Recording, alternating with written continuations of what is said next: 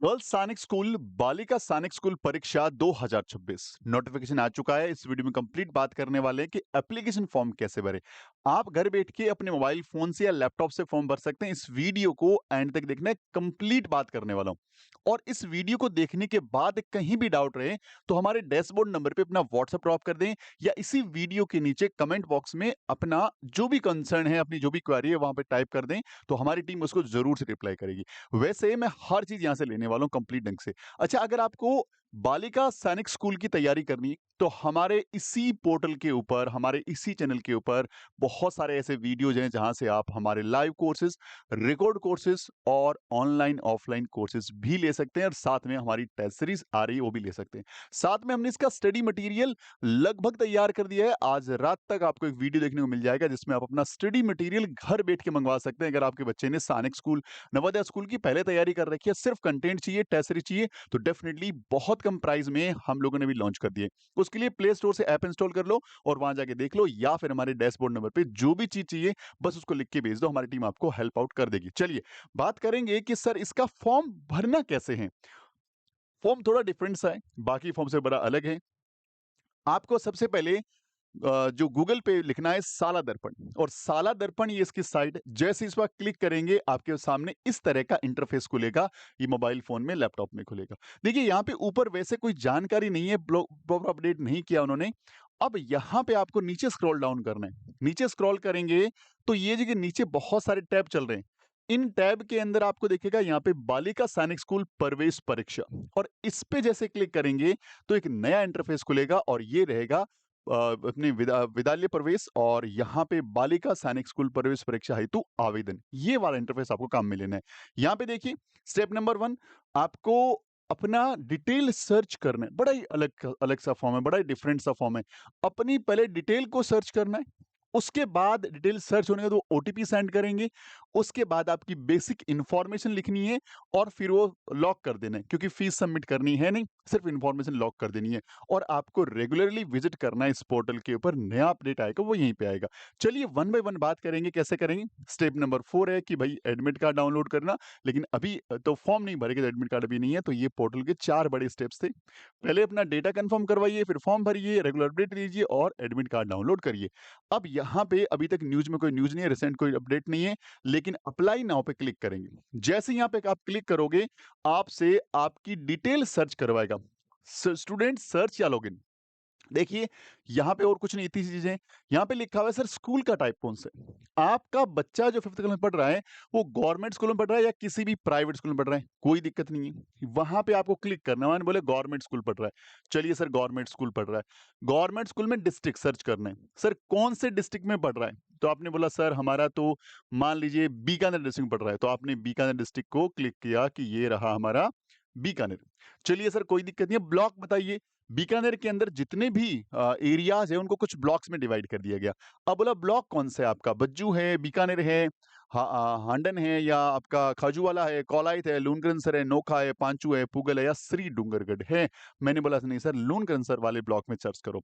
अब लूनकरनसर सर्च किया, अब नीचे आ जाओ। यहाँ पे सर स्कूल देखो, सर आपका स्कूल कौन सा है। लूनकरनसर में इतनी सारी स्कूल्स हैं, आपको बताना है कि भैया आपका स्कूल कौन सा है, कौन से स्कूल की आप बात कर रहे हो जिसके अंदर आप सर्च करना चाह रहे हो। तो हमने बोला सर हमें स्कूल, अब मैं यहां से मान लीजिए मैंने कोई स्कूल लिया, मैं एक बार के लिए स्कूल लेता हूं। तो यहाँ पे देखिए हम स्कूल को सर्च करते हैं, ब्लॉक हमने ले लिया। अच्छा अभी यहाँ पे मैंने कोई भी गवर्नमेंट स्कूल को टिक किया। यहाँ पे मैंने कोई भी गवर्नमेंट स्कूल को, मान लीजिए इसको हटाता हूँ मैं, कोई भी गवर्नमेंट स्कूल को मैंने टिक किया, मान लीजिए ये वाली गवर्नमेंट स्कूल ले ली। अब ये बोल रहा है कि स्टूडेंट का नेम एटलीस्ट 1 कैरेक्टर डालिए। बच्चे का जो भी नाम है, मैंने बोला चलिए सिर्फ मान लीजिए बच्चे का नाम मैंने एस होगा पहला लेटर। अब मुझे नहीं पता स्कूल में एस नाम का बच्चा है यानी, मैंने सर्च किया तो नीचे सर्च नॉट फाउंड, यानी यहाँ पे इस नाम से कोई बच्चा नहीं था। तो मुझे ऐसे अपना डेटा वेरीफाई करना है। एक डेटा का मुझे पता है, तो मैं मान लीजिए यहाँ पे सर्च करता हूँ। मैंने प्राइवेट स्कूल किया, मैंने डिस्ट्रिक्ट में बीकानेर रखा, और यहाँ मैंने मान लीजिए लूनकरन सर रखा, और इसके नीचे मैं आया और मैंने स्कूल में सपोज ये स्कूल डाला, ये वाला स्कूल मान लीजिए मैंने डाला कि चौधरी रामचंद्र मेमोरियल स्कूल मैंने डाला मान लीजिए। और यहाँ पे मैंने किसी भी नाम से मान लीजिए सर्च किया, ये रहा सर्च। अब सर्च के कई सारे रिजल्ट मुझे यहाँ पे दिख रहे हैं, और ये रिजल्ट दिख रहे हैं, मतलब इस नाम से कोई बच्चा वहाँ पे रजिस्टर्ड है। अब यहाँ पे करना क्या है कि जैसे ही इस बच्चे का आईडी आ गया, सीरियल नंबर आ गया, नेम आ गया या फादर नेम आ गया, यहाँ पे अपना जेंडर आ गया और यहाँ पे उनका फ़ोन नंबर और ये बोल रहा है ओटीपी, बिल्कुल स्कूल के डेटा के अंदर आपका जो भी नंबर रजिस्टर्ड है ना, वहाँ पे ओटीपी जाए बगैर ये आगे फॉर्म चलेगा ही नहीं। तो बहुत ज़रूरी है, अपने स्कूल से कॉन्टैक्ट आपको करना पड़ेगा। जब भी फॉर्म भरोगे तो आपको ये देखना है कि यहाँ पे जो नंबर शो हो रहा है आपके बच्चे के नाम के साथ, क्या वो नंबर आपका है? कई बार आपके पेरेंट्स से कम्युनिकेशन के अभाव में स्कूल अपना नंबर डाल देता है। तो ज़रूर से वहाँ पता करें कि सर जी मेरा नंबर कौन-सा, और ये से डेटा डालोगे पता लग जाएगा कि स्टार्टिंग के 2 डिजिट और लास्ट के 4 डिजिट। यदि आपके मोबाइल फ़ोन से मैच कर रही है तो ठीक है। फिर यहाँ से जैसे सेंड ओटीपी आप करेंगे, तो ओटीपी जैसे सेंड किया तो यहाँ पे बोलेगा कि आप प्रोसेस करना चाह रहे हैं? आप बोलेंगे हाँ, मैं प्रोसेस करना चाह रहा हूँ और ओटीपी वहाँ पे सेंड हो जाएगा। ओटीपी सेंड होते ही क्या होगा, आपका ये वाला टास्क पूरा हो जाएगा। जैसे ही ये वाला टास्क पूरा हो जाएगा, अगला स्टेप क्या रहेगा, इसका मैंने अलग से एक पीडीएफ बना दिया है, ताकि आपको प्रॉपर ढंग से मैं समझा पाऊँ, बता पाऊँ। तो देखिए, अगला टास्क कुछ इस ढंग का रहेगा कि जैसे ही आपने ओटीपी वेरीफाई किया, उसके बाद आपका जो है वहाँ पे पोर्टल पे जो है आपका एक पेज बन गया। उसके बाद उसी नाम से बच्चे को आपको वहाँ पे अपना लॉगिन दिखेगा और जैसे ही आप वहाँ पे अप्लाई नाउ पे क्लिक करोगे या फॉर्म के एप्लीकेशन वो पे क्लिक करोगे, तो सबसे पहला लाइन ये लिखी रहेगी कि जन आधार नंबर प्रविष्ट करना अनिवार्य है। पहले तो बच्चे के मतलब फैमिली का जन आधार नंबर होता है, वो जन आधार नंबर चाहिए। दूसरा, डेटा सेव करने के पश्चात ही फाइल का सबमिट ऑप्शन आएगा। सारे डेटा जो मांगेगा, वो सारी एंट्रीज क्लिक करने के बाद, सारी एंट्री लिखने के बाद, लास्ट में फोटो और सिग्नेचर अपलोड करने के बाद ही लास्ट में सबमिट ऑप्शन आएगा, वो आपको करना है। फाइनल सबमिट करने के पश्चात डेटा में कोई बदलाव नहीं हो पाएगा, तो डेटा को भरते हुए बहुत ही ज्यादा ध्यान रखना है कि एक बार वो भर गया तो दोबारा चेंज नहीं होगा। उसके बाद फाइल सबमिट करने के बाद ही आवेदन क्रमांक जनरेट होगा। फिलहाल जब आप आगे दिखाऊंगा तो वहां पे आवेदन क्रमांक नहीं होंगे, वो फॉर्म को सबमिट होने के बाद वो जनरेट करके देंगे आपको। आवेदन क्रमांक के बिना फॉर्म मान्य नहीं होगा। फॉर्म सबमिट हो गया आपका, दोबारा से आप देखिए कि वहां पे आवेदन क्रमांक आया नहीं आया। वहां पे आवेदन क्रमांक आ जाए, उस पीडीएफ को डाउनलोड करके रख लें। अगली इंपॉर्टेंट चीज, एक मोबाइल से अधिकतम 2 आवेदन भरे जा सकते हैं। अब ये दिक्कत कहाँ आएगी? अब दिक्कत आएगी बच्चों के डेटा में, यदि स्कूल ने बहुत सारे बच्चों के डेटा में अपना ही नंबर डाल रखा है, तो वहाँ मामला गड़बड़ हो सकता है, स्कूल वालों के लिए प्रॉब्लम हो सकती है। बाकी यदि पेरेंट्स का नंबर डाला हुआ है, तो लगभग एक घर से यदि 2 बच्चे हैं, तो एक मोबाइल नंबर से ठीक है। यदि 3 बच्चे हैं, तो फिर आपको स्कूल अथॉरिटी को कॉन्टैक्ट करना पड़ेगा, वो बताएँगी कि अब क्या किया जाए। सपोज़ दैट एक घर से मान लीजिए 5-6 बच्चे होते हैं, जनरली एक ही कोई घर में देखने वाला होता है, तो वो अपना ही नंबर सब जगह लिखवा देता है और सारे बच्चे मान लीजिए 5th क्लास में पढ़ रहे हैं, तो वहाँ मामला थोड़ा-सा गड़बड़ है, तो उसके लिए स्कूल अथॉरिटी आपको हेल्प कर देगी, वो डेटा में आपका नंबर चेंज करवा देगी हैंड टू हैंड ही। इसके बाद यदि आपके विवरण में कोई त्रुटि हो, आपके विद्यालय के संस्था प्रधान से संपर्क करके सही करवाएं। जैसे ही आपने लॉगिन किया अपने डेटा को और आपने देखा कि यार इसमें फादर नेम गड़बड़ है, मदर नेम गड़बड़ है, मोबाइल नंबर मेरा नहीं दिख रहा, तो आपको स्कूल का जो प्रधानाचार्य है, जो प्रिंसिपल सर हैं, उनसे जाके मिलना है। वो आपको हेल्प आउट करेंगे, यानी ये सारी जिम्मेदारी संस्था प्रधान की होगी और वो बहुत आसानी से कर सकते हैं, इसलिए बिल्कुल ही होच-पोच ना हो, बस जाके मिलें, वो अपने आप को हेल्प कर देंगे आपकी। प्रवेश पत्र डाउनलोड करते समय आवेदन क्रमांक और विद्यार्थी की जन्म तिथि से डाउनलोड कराया जाएगा, यानी ये बात की बात है और ये सारी बातें हमने बता दी आपको, ये इंपॉर्टेंट चीजें थी। अब जैसे ही फॉर्म भरना स्टार्ट करोगे, सबसे पहले ये डेटा खुलेगा। देखिए, जैसा इसने बताया था कि आवेदन क्रमांक फिलहाल ऐसा लिखा आएगा, क्योंकि जब तक फॉर्म सबमिट नहीं होगा, आवेदन क्रमांक वो जारी नहीं करेंगे। ये फॉर्म सबमिट होने के बाद आपको मिलेगा। परीक्षा केंद्र हेतु जिले का चयन करें। यहां से आपको जिला चयन करना है कि भैया आपको परीक्षा केंद्र कहाँ का चाहिए। अब जैसे आप अपना डेटा वेरीफाई करके वहां बीकानेर आ गया, अपना आपने बीकानेर स्कूल सर्च किया ना, तो अपने आप परीक्षा केंद्र आपका बीकानेर लिखा आएगा। यदि आपने स्कूल सर्च किया, मान लीजिए बाड़मेर सर्च किया तो बाड़मेर लिखा आएगा, अजमेर सर्च किया तो अजमेर लिखा आएगा, तो ये ऑटो मोड पे वहां पे आ जाएगा। उसके बाद ये चीज अपने आप लिख के आएगी। आवेदन की साला दर्पण या पीएसपी क्रमांक ये लिखा रहेगा, मैंने थोड़ा हाइड कर रखा है, बच्चे की पर्सनल डिटेल्स है। इसके बाद लिखा आएगा अंग्रेजी में नाम बच्चे का, तो यहाँ पे अंग्रेजी में बच्चे का नाम लिखा रहेगा प्रॉपर ढंग से। यहाँ बच्चे की जन्म तिथि, डेट ऑफ बर्थ मेंशन रहेगी। यहाँ बच्चे का फादर नेम अंग्रेजी मेंशन रहेगा। यहाँ बच्चे का मदर नेम अंग्रेजी मेंशन रहेगा। इतनी चीजें ऑटो मोड पे वो स्कूल पोर्टल से उठा लेगा, आपको कुछ भी टाइप नहीं करना पड़ेगा और ना ये एडिट हो सकता। अब आपको लगता है यहाँ कहीं भी त्रुटि है, अपने स्कूल के प्रिंसिपल सर से यानी संस्था प्रधान से जाके मिलिए और उनको बताइए, वो आपको इसका सॉल्यूशन बताएँगे, भाई इसको ऐसे किया जा सकता है। तो यहाँ पे 1% भी दिक्कत आपको है, तो वो स्कूल अथॉरिटी सेट कर सकती है, आप इसमें कुछ भी नहीं कर सकते। आप सर जी क्या कर सकते हैं? आप देखो यहाँ पे अगला टर्म क्या है, आपका है आवेदन का आधार, आवेदक का आधार नंबर, यहाँ पे आधार नंबर डालना है। उसके बाद जन आधार नंबर डालना है। उसके बाद आपको जेंडर डालना है, मेल या फीमेल, डेफिनिटली फीमेल यहाँ पे ऑटो मोड पे हाईलाइट रहेगा क्योंकि लड़कों के लिए तो स्कूल है ही नहीं, ये बात ध्यान रखिएगा। ठीक है? और इसके बाद हम चलते हैं अगले पेज पे। ये एंट्रीज आपने कर ली। उसके बाद आपसे पूछेगा, अच्छा कैटेगरी वाला एक बीच में स्लॉट रह गया, वो आपसे कैटेगरी पूछेगा। तो कैटेगरी आपकी जनरल, ओबीसी, एससी, एसटी वाला है, तो वहाँ पे कैटेगरी को सिलेक्ट करना है, अपनी जो भी वर्ग है आपका वो सिलेक्ट करना है। इसके बाद ये आता है कि सर आप मूल निवासी कहाँ के हैं? तो ऑब्वियस बात है कि मूल निवासी राजस्थान के चाहिए। फिर आप अपना जिला सेलेक्ट करिएगा, फिर अपने निवास का परमानेंट निवास का एड्रेस यहाँ लिखिएगा, फिर अपने गाँव का नाम लिखिएगा, फिर अपनी पोस्ट का नाम लिखिएगा, वाया कोई है, जो जनरली डाक कहते हैं तो वाया से आती है, तो वाया नहीं है तो सेम नाम आ जाएगा।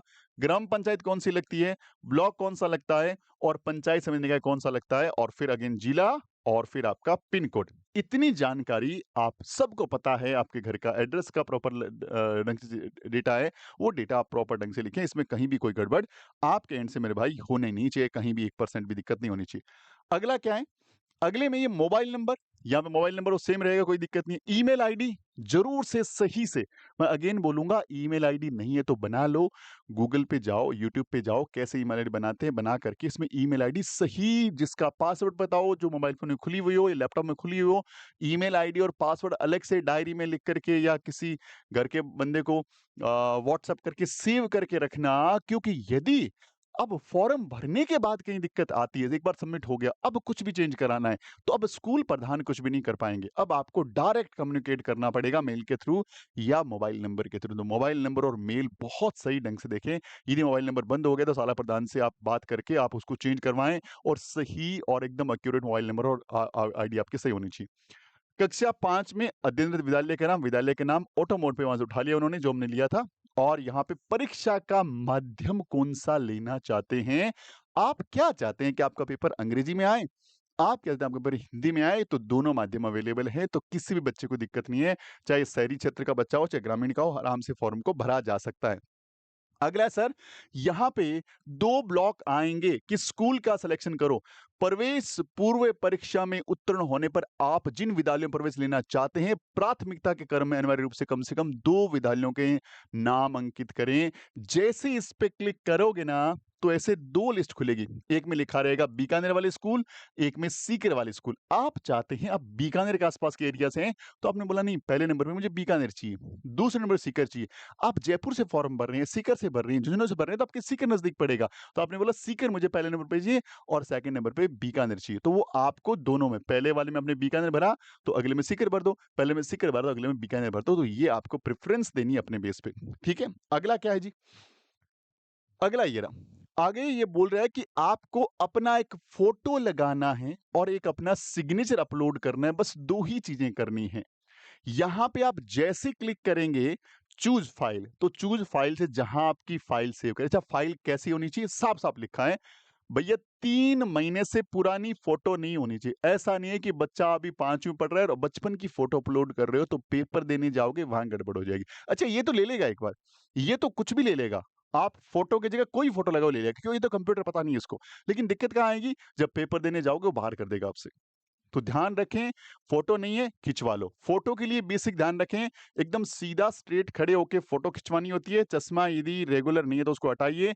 फेस सामने होना चाहिए, क्लोज़ पोस्चर होना चाहिए, बैकग्राउंड जो है व्हाइट होना चाहिए, ये बात ध्यान रखनी है। अगला क्या है, फ़ोटो और साइज़ इनका साइज़ है वो 10 से 20 केबी के बीच में। अच्छा किसी को नहीं समझ में आता ये केबी को भी, तो आप क्या करेंगे, गूगल पे टाइप करेंगे फ़ोटो रीसाइज़ या रीसाइज़ फ़ोटो, बहुत सारे फ्री कंटेंट वहाँ फ्री सॉफ्टवेयर्स हैं, वो आपसे आपकी फ़ाइल माँगेगा। नीचे आपसे पूछेगा कितना केबी, तो आप लिख दीजिए इसके बीच का 15 केबी। वो टाइप जैसे क्लिक करोगे, आपको दोबारा से एक फ़ोटो बना के दे देगा, डाउनलोड कर लो और वो फ़ोटो को सेव कर लो, फ़ोटो नाम से या बच्चे के नाम से सेव कर लो। उसी ढंग से सिग्नेचर के लिए भी ध्यान रखना है कि ये सिग्नेचर का साइज़ भी इनके बीच में होना चाहिए। फोटो का एक्सटेंशन कई बार फोटो दूसरे फॉर्मेट में होती है, कई सारे फॉर्मेट होते हैं, तो ध्यान रखें जेपीजी, जेपीईजी और पीएनजी फॉर्मेट होना चाहिए, अन्य एक्सटेंशन नहीं चलेगा। और फोटो हल्के बैकग्राउंड के साथ साफ रंग का होना चाहिए, ये बातें आपको फोटो का पता लग गई।